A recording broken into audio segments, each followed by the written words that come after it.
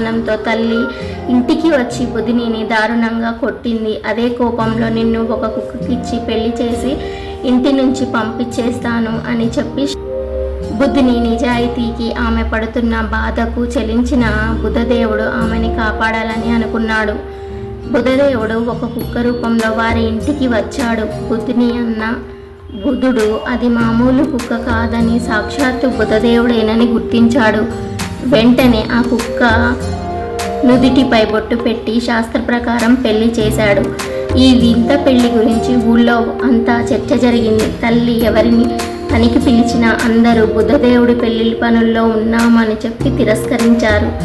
అప్పుడు బుధదేవుడు తన నిజ రూపాన్ని చూపించి బుధిని పెళ్లి చేసుకొని చాలా సంపదతో ఎంతో అందంగా అలంకరించిన పల్లకిలో తన లోకానికి, బుధలోకానికి తీసుకొని వెళ్ళాడు బుధినిని.